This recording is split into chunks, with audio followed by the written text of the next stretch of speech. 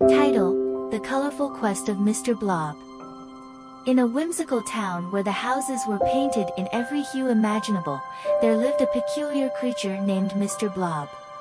Now, Mr. Blob was a blob of a fellow, round and jolly, with a penchant for adventure. One sunny morning, as Mr. Blob wobbled out of his colorful cottage, he stumbled upon a rainbow-colored snail named Snazzy. Snazzy had a shell so dazzling that it shimmered like a disco ball under the sun. "Good morning, Mr. Blob. Are you ready for an adventure?" Snazzy asked, leaving a trail of sparkles behind. "Adventure?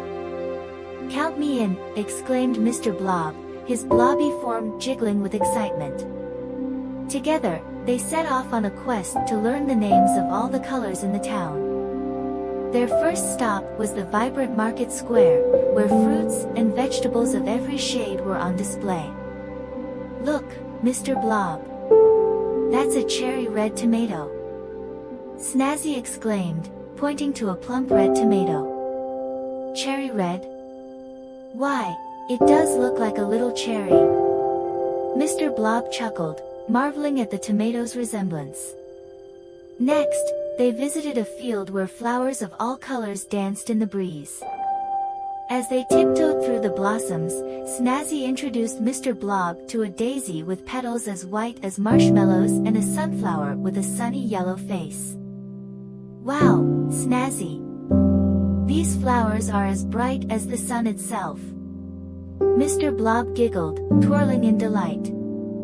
Their colorful quest continued as they ventured into the forest, where they encountered a mischievous blue jay splashing in a cerulean puddle and a family of orange squirrels munching on carrot-colored acorns. Blue jay blue and carrot orange. Who knew colors could be so tasty? Mr. Blob chuckled, licking his lips at the sight.